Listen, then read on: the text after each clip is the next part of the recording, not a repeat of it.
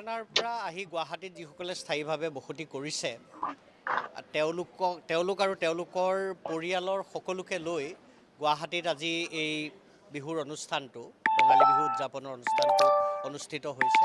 আৰু ভাল লগা কথাটো হৈছে এইটো যে গুৱাহাটীৰ যিসকল ঢকুৱাখানাৰ লোক আছে তেওঁলোকক লৈ এখন সমাজ নিৰ্মাণ হৈছে।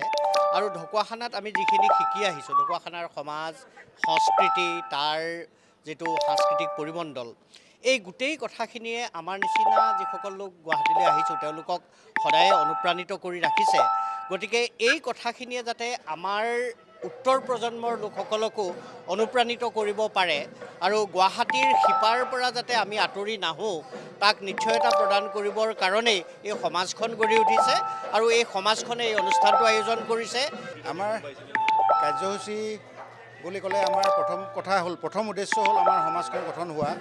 আমি গুৱাহাটীৰ পৰা ঢকুৱাখানাৰ পৰা আহি গুৱাহাটীত বিভিন্নজনে বিভিন্ন ঠাইত বিভিন্ন কৰ্ম কৰি আছোঁ। আমি ইজনে সিজনক চিনিও নাপাওঁ বা চিনি পালেও লগ পোৱাৰ সুযোগ নহয়। গতিকে আমাৰ মূল উদ্দেশ্য আছিলে আমি এনেকৈ লগ হৈ আমি চিনা পৰিচয় হৈ আমি ইজনে সিজনে বিপদৰ সময়ত থিয় হ'ব পাৰোঁ নেকি, আমি সমাজখন একগোট হৈ থাকিব পাৰোঁ নেকি, আমাৰ প্ৰথম উদ্দেশ্য সেইটো আছিলে। আৰু সেই উদ্দেশ্যই আমাৰ গুৱাহাটীবাসী ঢকুৱাখানীয়া সমাজখন গঠন হৈছে।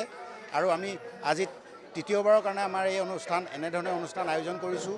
আমাৰ সকলো আৱাসী গুৱাহাটীবাসী ৰাইজ এনে অনুষ্ঠানত জড়িত হৈছে।